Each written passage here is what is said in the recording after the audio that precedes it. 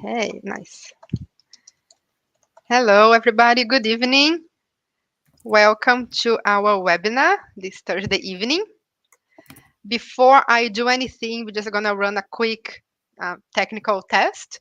So if you can hear me and see the slides, please type parents on the chat, just so I make sure that everything is working before I start talking. I'll wait 30 seconds to let people type. And then we will get going. Okay, people already typing, great. So everybody can hear me. So thank you so much for joining us today in this evening. And welcome to this webinar. So this will be recorded. The same link that you're using now on YouTube will be the recording link. So as soon as this live is over, YouTube automatically transforms it into a normal video.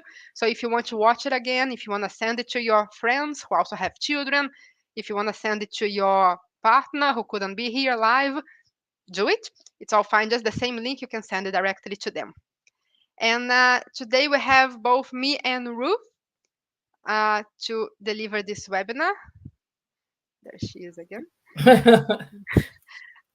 And the webinar is about boosting your child's learning with lots of techniques. So let's get started. Before that, if you have any questions or any suggestions or anything you want to share, please use the chat. So when I'm speaking, Ruth will be looking into the chat. When she's speaking, I'll be looking into the chat. So there'll always be somebody here to interact with you. So any questions, anything you want to know more about, if you want to share your own experience, if you want to answer somebody else's questions, go for it. All happening in the chat. Okay. So let's start. Right, so just to introduce us, this is me.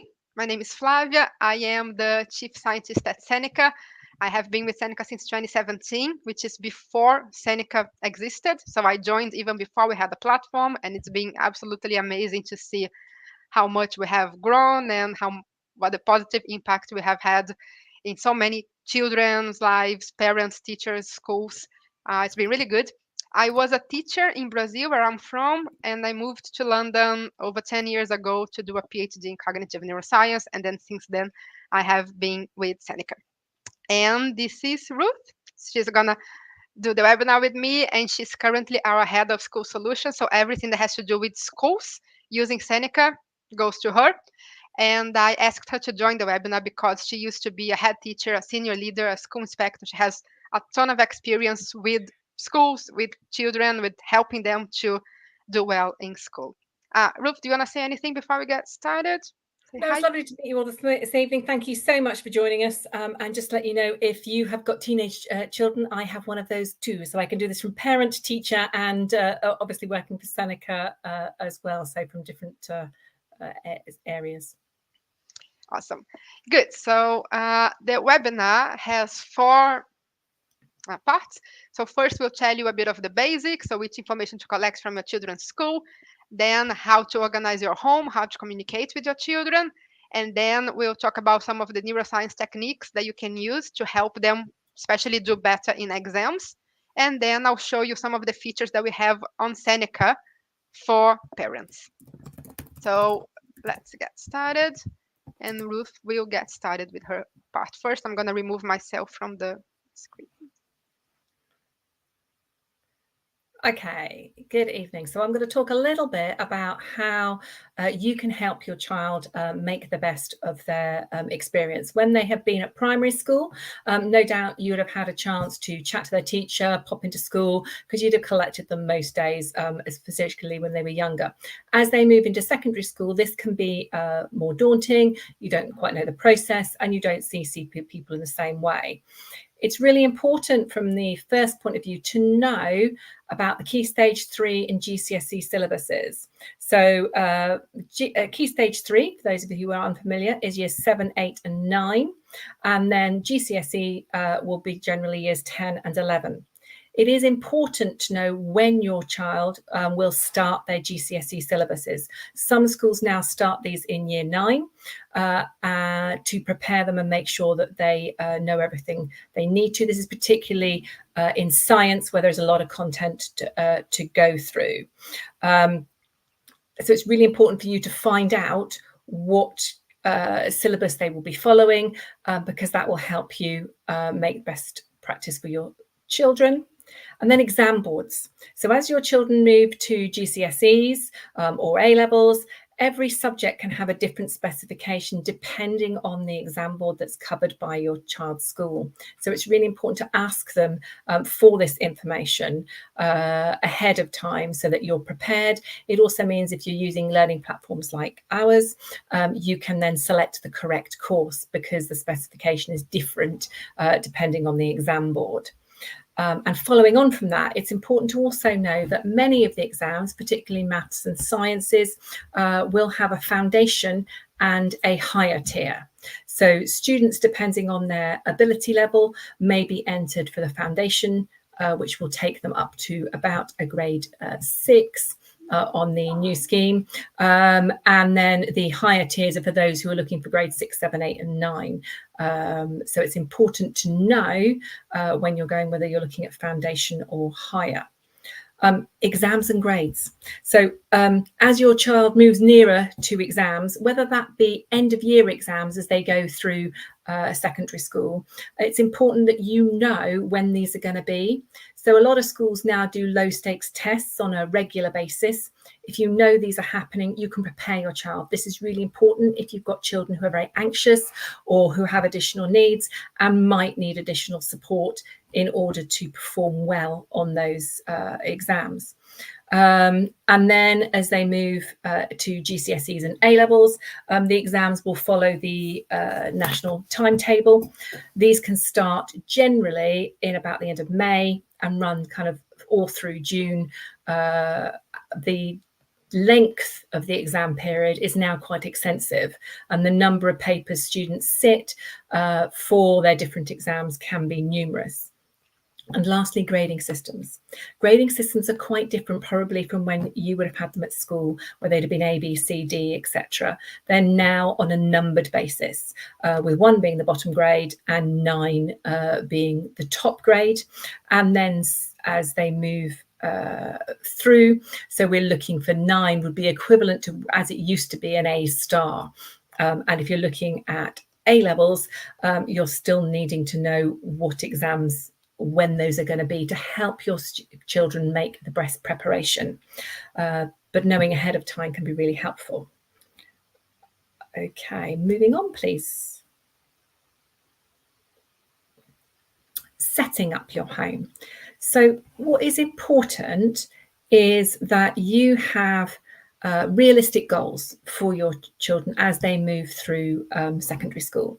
So agree on a progress or a process for getting homework completed, agree on goals, and as they move to revision, making sure that they're splitting it down and using their time purposefully.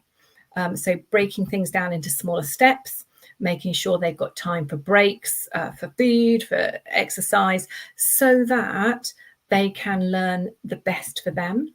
But also, if you agree goals and with your child, it makes it so much easier. So children right from year 7 all the way through will do homework on a regular basis, and it's important that you have conversations with them about that. And that moves on to kind of the positive reinforcement. Children work best if they have specific praise. So saying well done is great, but it doesn't tell them what was good. It doesn't tell them what you are really proud of. So perhaps they've really struggled with a particular topic and they've really tried their best. You might say, oh, well done your maths homework. I was really impressed that you managed to complete most of the questions independently. You're being specific in what you're celebrating. It also might be a good idea to agree kind of rewards and treats if goals are met. This can be anything from additional time on phones, if you have control over phone time, or being able to go out and meet friends, do extra activities. But agree that with your child, that will really help. And then a study area. We're kind of at the point now where a lot of work is done on laptops or mobiles or devices. It is good if your child has an area in the house where they go to do their homework or go to do their revision. This may change depending on the setup in your house, but it'd be really helpful if that's as quiet as possible. Limiting distractions. Phones, if you've got other devices they can do their online work on, are best kept somewhere not where they're trying to do homework or revision, because they are a constant distraction. Or you can use the parent apps and things where you can limit time or turn them off. It's also really helpful to have everything to hand. So although they might be working online, it's also useful to have a pencil, a pad, the calculator there, because otherwise they'll then wander off to go and collect such things and they might never quite get back to what they should have been doing. So it's really helpful to do that. And then open communication. Showing an interest in your child's learning is important. As they move through secondary school, sometimes you can get very limited information as to what they're doing. So you might go, how was your day? Great. Didn't like it. Rubbish. And you're thinking, didn't really tell me a lot. But more and more schools are trying to help you understand how your child is doing. Many schools will have learning platforms, Teams, Bromcom, class charts, progress. You should also be able to have access to see how your child is doing and how well they're doing. Some schools do a really good job where they'll say how well your child has been doing in lessons in terms of their effort. And I think that's important, that it's not all about what grade they're getting, but also how much effort they are putting in, because that can be important. And I would say it's always important to seek additional support or advice early. So if your child is struggling and they are, whether that be simply with the workload or it's just all too overwhelming, or you can see there is a specific area they are really having trouble with, do flag it to staff, do go and say, but also you do know your children best. So don't be afraid to go and say, they might be, okay in school and not displaying this, but when they get home, I'm getting meltdown, I can't get any homework done. Schools will understand, but it's much easier if there's a two-way dialogue. And speaking to children's form tutors and specific staff can be really important. And trying to have an open dialogue with your child so that you have got open lines of communication to discuss what's worrying them as well as how things are going in school, because sometimes having issues with friendships or other things that are going on can impact how well they can do in their lessons because they're not focused on what's going on. So hopefully that will help you kind of look at the basics, how to set things up for your children. And Flavia, did we have any specific questions we need answering? Yes, there was one question here. I don't know if you know the answer to that. Somebody saying, regarding foundation and higher papers, my daughter is in set 3 and below. Am I able to opt her in for higher exams? In SAT, so she would have done SATs. Say that again, Flavia, sorry. In set 3, SET 3. Okay, it'll depend on how your school sets children, if that makes sense. So in some schools, although they might be in set 3, they may only set the... So in some schools, they will set the very top children into perhaps sets 1 and 2, and everyone else is then in mixed sets. So some of those students will still sit the higher paper. However, in some schools, it will also depend on how many you've got. So in big schools, set 3 is quite high up, but in other schools, it might be like, so it's good to understand it's set 3 of what, if that makes sense. But it's more about when they enter into year 10, where they are in terms of target grade. So if they came into secondary school on their SATs ahead, essentially a greater depth, they'd be expecting to sit higher paper. Great. I hope that answered your question. And then there were some questions in general about neurodiverse children. Do you have any? Yeah. So children who are neurodiverse, it's important to understand what works best for them, and they work far better in much shorter blocks. But also you have to find, it has to be very direct what you're asking them to do, and very much more kind of prescriptive in shorter goals. But also understand that if you're having one of those days where it's not working, don't force it. Give it up, put a message into the child's school and go, we tried with homework tonight, it wasn't working. Because I think you have to accept it isn't worth getting to that major meltdown point, although it does happen sometimes over nothing at all without that. But also for those children who perhaps struggle, they might need alternative ways of doing things. So not always doing things the same way. Some children may work best, listening to content rather than looking at it visually, but also working out what works best for them. So mind maps are sometimes really useful for neurodiverse children because they can see more what's going on. But if you want more information, just drop me an email. Excellent. Yes. So my email is flavia@seneca.io, and Ruth is just ruth@seneca.io. Very easy to remember.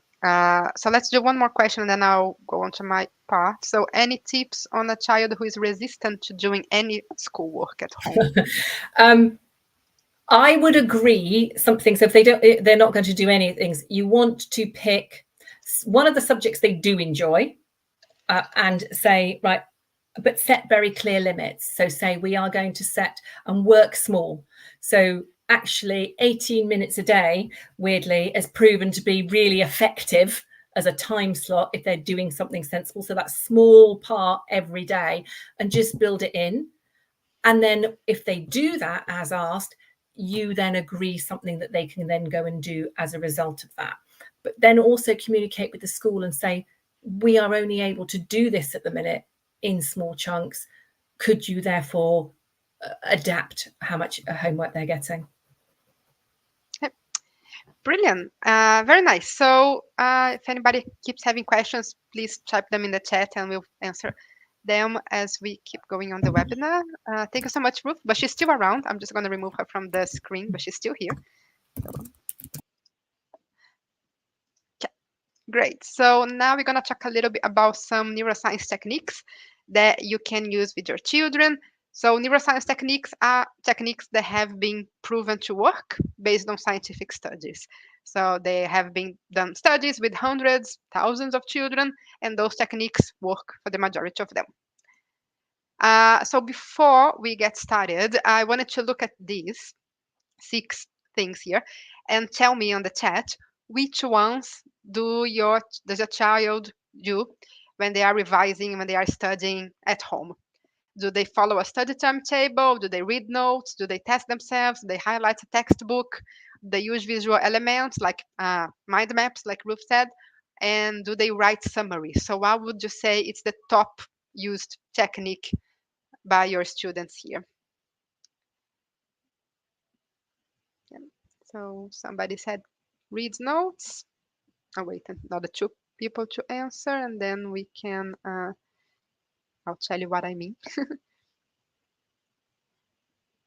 Yeah, my child isn't sure how to revise. Yes, that is important. That's very common. So that's also why we're doing this webinar, so you can help them to understand how to revise. So study timetable, test themselves, read notes, short quizzes he finds online, write summaries. So a huge variety of different techniques. If you go by neuroscience, you'd see that the top 3 ones are following a study timetable, test themselves, and use visual elements. So reading notes, highlighting textbooks, and even writing summaries are more passive techniques, whereas those 3 are more active techniques. So instead of just trying to memorize things, you actually actively learning things. So that's why it works better, but I'll talk a little bit about each of them now. So testing themselves mean frequent low-stake quizzes or flashcards or questions and answers with you or with a sibling or with the school, doing mock exams, past papers, anything that students can test themselves on. So again, instead of just trying to passively absorb information, they actually recalling things, remembering things, thinking about things to answer the question, and that's how the information gets a lot more stronger in their heads, and that's how they learn better.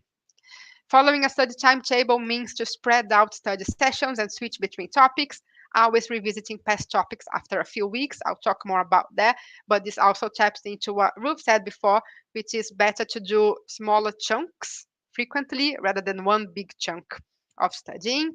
And then visual elements is anything that is visual, diagrams, mind maps, colors, timelines, images, photos. So we talked about that helping neurodiverse children, but this also helps everybody really. So anything that you can do to combine words with visual elements makes it easier for the brain to understand the information, to process that information, which then makes it easier to learn that information. So I wanted to show you, because I said these are scientifically proven techniques, I just wanted to show you some data here. So this is a quote by Rosenshine, who is one of the biggest researchers on learning. And he said, the best way to become an expert is through practice, thousands of hours of practice. The more the practice, the better the performance. So, and that's for learning, but also, if you want to play the guitar, the more you practice, the better you are. If you want to run a marathon, the more you run, the better you get at running. It's the same thing with studying and taking tests. The more tests you take, the better you are at taking tests. Same idea. So this study here was done with 132 children, and what they did was to compare the children that were quizzed as in preparation for the exam and children who were not quizzed in preparation for the exam. And you can see that the children who were quizzed, which is this bar and this bar, did a lot better in the exam than the other children. So that definitely helped to learn better. And then they also test between quizzing in class and self-quizzing, and there was not that much difference between those two. So the important thing is quiz. So of course they should do whatever homework is sent by the school, but if they can find, like somebody said here, online quizzes, if they can make their own quizzes, if they can have a study group where they ask each other questions, if you can ask them questions, that's all working just as well. Seneca has a million different tests for them to do at home, so we'll talk about Seneca later. But any type of quizzing, self-quizzing, or other person quizzing them is good. And then with the study timetable, so I said it's important to revise information after a few weeks. And the reason for that is something called the forgetting curve. So this is very old. It's from like the 19th century, but we have known for a long time that if you learn something, you forget that something. That's just how the brain works. But if you learn that thing again, if you revise that, it takes you longer to forget. If you learn that again, it takes you longer until you don't forget anymore. So if you are studying the rivers in the UK and you know all of them and you can say everything about them, that's excellent. You will forget. So by the time you take a geography test in June, you will have forgotten. So, but if you study it again every couple of weeks, then you will not forget.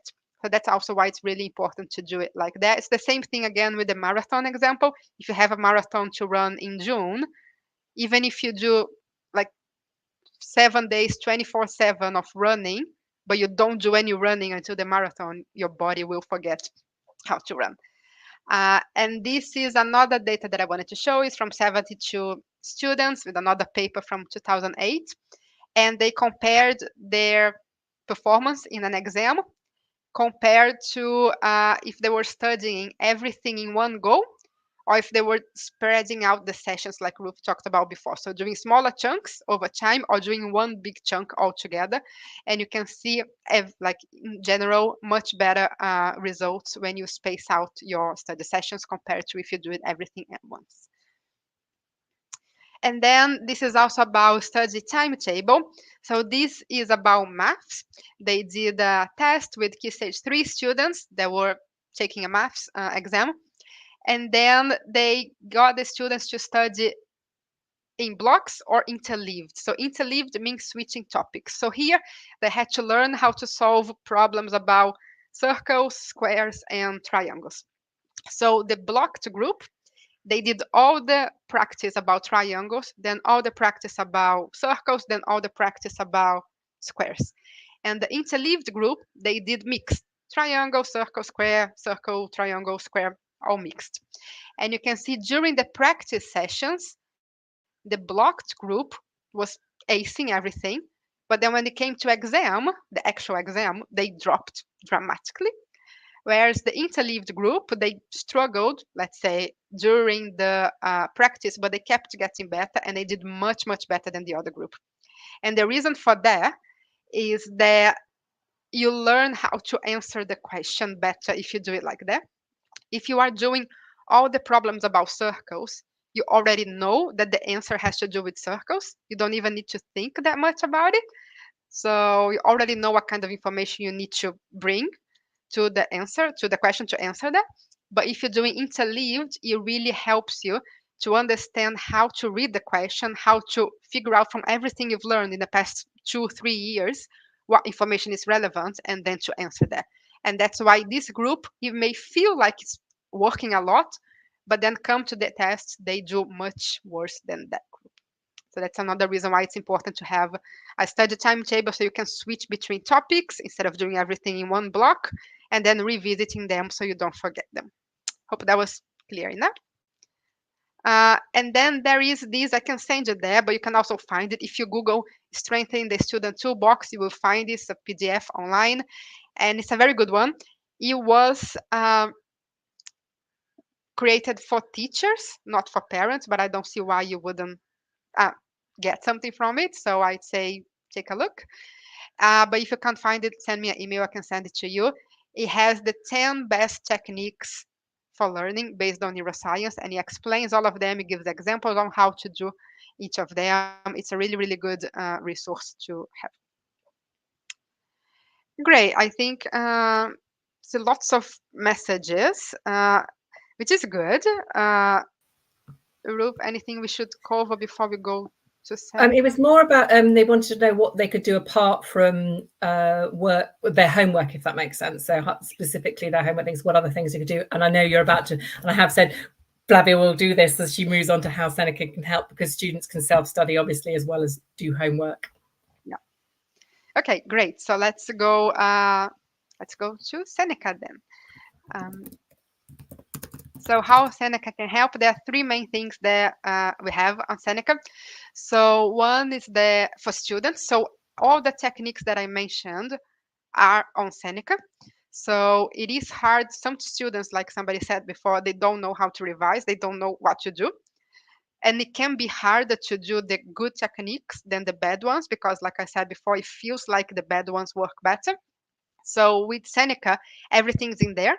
When they complete a session, when they complete a topic on Seneca, they are already using the good techniques. So we created Seneca specifically with the focus of using neuroscience in teaching and learning. And we have a parents platform. So Ruth mentioned that, keeping the loop, be informed, monitoring what your children are doing in terms of homework, school learning, learning in general. And we have a really good parent platform. If you have used parent platform of Seneca in the past, but not recently, log in again because it looks completely different, so much better. It's incredible right now. And it's free for you to use. So excellent. And we also have one-to-one tutoring. So anybody who thinks that the child needs the extra support, we also you can go to Seneca and book your one-to-one tutoring via Seneca. So I'll show you more about that. Let's do a quick demo. And I really like how much engagement there has been in the chat. So keep the messages coming. Okay. So don't need this. Right. So I will show you the student platform first, and then I'll show you the parent platform. I just wanted to show you because you were asking everybody what can uh, children do more than homework, and independent studying is one of them. So Seneca, let me just go to the student platform. So when your child is here on Seneca, they can find everything they need directly here. Just make this a bit bigger. So let's say they are studying the CSCs and they want to learn more about chemistry. It's one of the subjects. You'll see that we have everything here for them. They don't even need the teachers to use this. They just click and they have access to everything.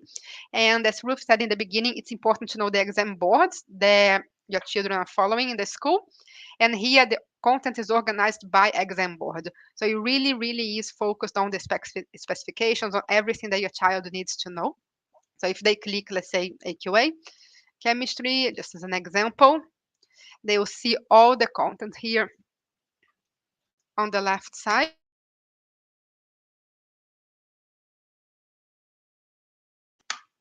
So this is everything that they need organized according to AQA. So they can just click on any of them and start studying. And the way that Seneca is organized is that they will see a summary of the main information, and then they will get questions. So like I said before, the best way to learn is by doing questions. You can have questions in adaptive mode. You can have hardest questions. So if your child is doing really well, you can just go on hardest questions, and they'll have even more like sophisticated, advanced questions to practice. All different types of questions, everything with immediate feedback, so they know if they're doing it right, they know if they're doing it wrong. And Seneca is adaptive. So everything that your child is doing here, sorry, will be recorded by Seneca, and then they will use that information to pick the best next question for your child. So it's everything personalized, adaptive, engaging, and we're using all the good techniques that I mentioned before. Um, we do have a lot of visual elements, so there are GIFs, mind maps, diagrams, everything visual also helps. Yeah, I'm not gonna go through everything also because I don't really know chemistry, so I don't really know what to do. But yeah, the idea is that you get questions and questions and questions for you to practice. And we have other features here. There's cram mode, there's night before mode, there's hardest questions, there's mock exams, exam questions, past papers, million things that you can access with your children here. And we also have, so if you go on exam prep specifically, you will see mini mocks, practice questions, exam board, past papers. And if you go to, so exam overview is everything, exam prep specifically to practice for the exams. Assignments is if the teacher is setting an assignment to the child, that's where they will find it. And then Ask Amelia is it's the wrong account. I'll show you later. But Ask Amelia is our AI tutor that we've created specifically for Seneca. So it's a personalized 24/7 AI tutor. Children can just ask questions directly to Amelia, and then she will answer the questions directly. But I'll show you that on a different account. Okay, so that's what I wanted to show about student platform, and then I'll show you the parent platform now. So let me just change that to parents.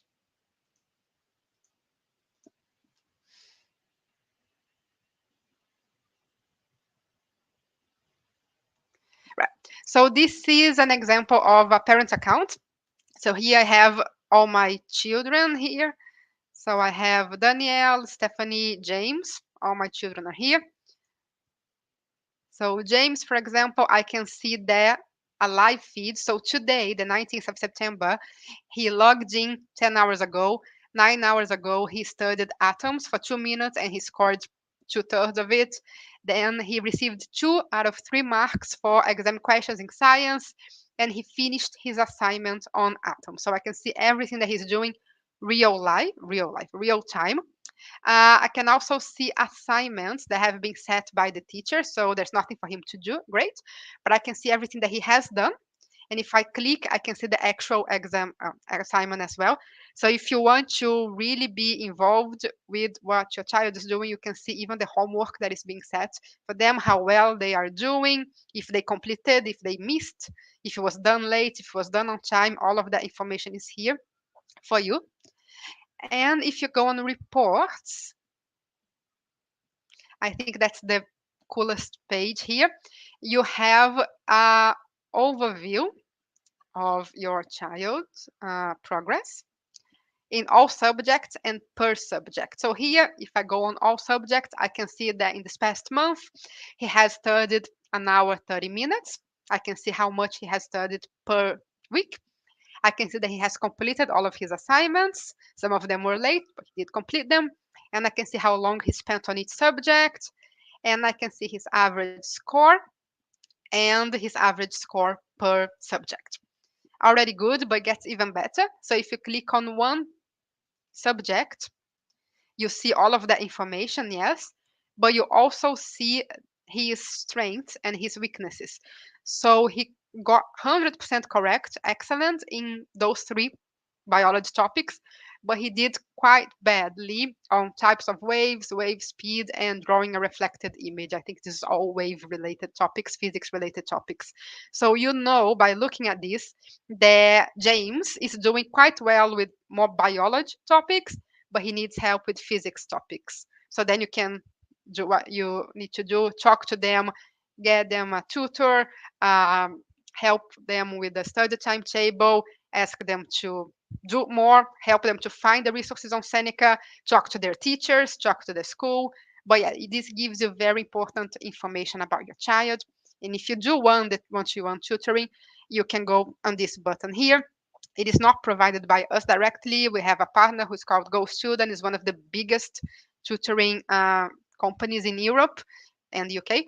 And you can have one-to-one tutoring. And the very cool thing about Go Student is that they match the tutor with the child. So they ask for your child's, preferences. How do they like to learn? How they like, what do they do in the free time even? And then they try to find the perfect tutor that will really work well with that child.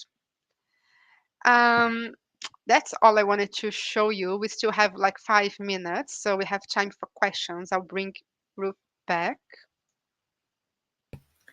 Is there We had a anything that couple we of people should just talk about? wanted to understand which bits were paid for features, if that makes sense, what Right. was the additional. Yeah. Okay. So let's do that. Let me go to my own account. I think then I can show you better. So all the content itself is free. So like I showed you, if you go to the chemistry AQA, is that not my password? Oops. Sorry. If I can't log in, I'll ask you to log in.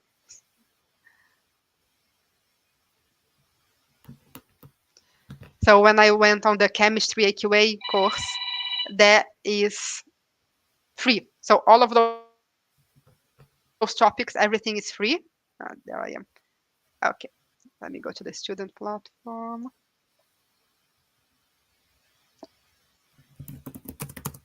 So if you go to the Add Courses page that I showed you before, you can even filter by premium and by free. And free, you'll see that we have 664 different courses. So that's quite a lot. And it is all organized by age group, by subject, by exam board, by tier, by type. So all of this is free. So if they're looking for content to study, they'll find it for free, entirely free. What we do have that is paid, it's more like exam prep things. So if I switch this to premium instead of free,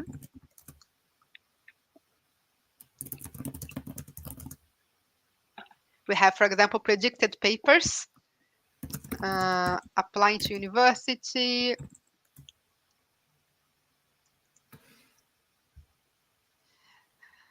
hyper learning, hyper flashcard, the night before. So everything that is really, really focused on the GCSE and A-level exams would be perhaps paid, but the content itself is always free. And we also have, now I can show you Amelia, what it looks like. So with the exam questions, which are marked by AI, they are open-ended questions that your students can do to practice. They really simulate the exams. You have X that you can do for free, but then after that you have to pay. But every day you get, I don't remember how many, but you have a few that you can do every You've got day. about 3, and then you can get access to a few more if you do a special challenge. Okay, so yeah, so good. 3 for free plus a special challenge, even more for free. Great. If you do want access to all of them, that you might need to pay. This is Amelia here. So Amelia, here I am in the biology AQA. So if I ask Amelia a question,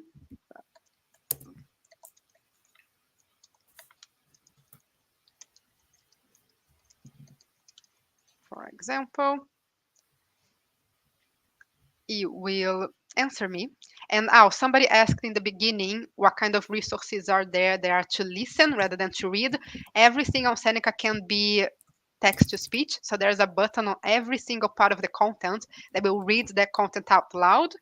So if your child, for some reason, doesn't want to read or is having a hard time reading, he can listen to everything directly. So that's really, really good. And with Amelia, he doesn't even need to type. They can just use the microphone here and ask the question with their voice. So that really, really works really well if they have any trouble reading or typing. So here, so Amelia explained to me. And good thing about Amelia is that it will use specific information about biology at QAA level. It's not going to answer with any type of biology content out there. It's this specific content. It will also suggest a follow-up question for your child to delve deeper, or if you go like, I don't understand,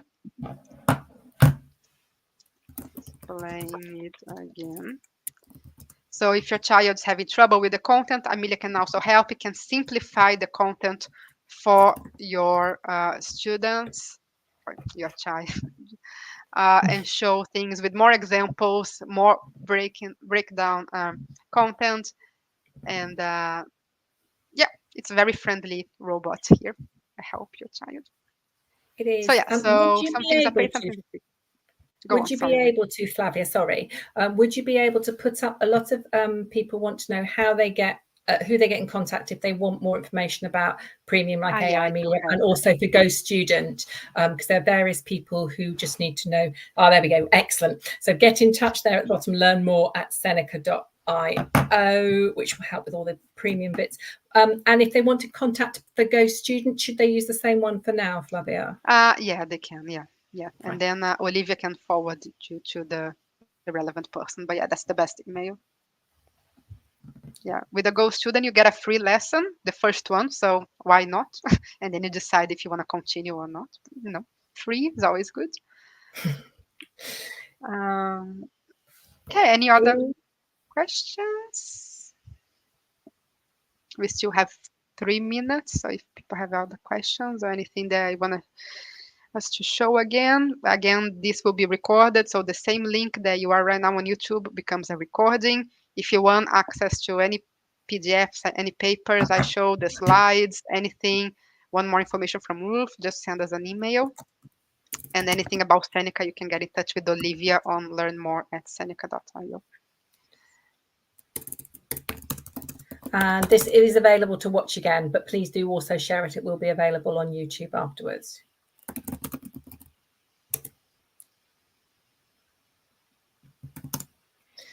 Can you just show the sign up page for new people just signing in if they've never used it? Would be the only other one I've got there. Yeah. So if you go on Google and you just type Seneca Learning, you will get, it's probably the first one. You just click on it. And then you immediately see here students use for free or sign up. So I'd say go to the sign up page. And then it's very easy to do. You just need your email and a password. So you can even use like Google and Microsoft, so that's even easier. But if you want to sign up with the email, you can just go name. No.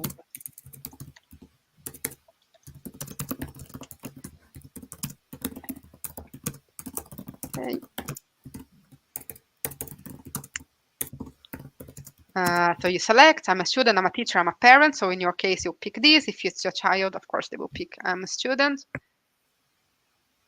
And then you can even find your own school. So that should help as well later on. But if your school is using Seneca, then your child probably already has an account, and Ruth knows more about that. This is only if the school is not using Seneca. Yeah, if your school is using Seneca, your child will be using their school email address. If the school is synced with us, schools are able to reset passwords. But again, any issues with passwords, learn more at Seneca.io, and we can reset them our end. But yeah, so you see now I'm done. It's really just a couple of questions, and I can already access everything if I click on Add Course. And then I go to that page and everything is available for me here straight away.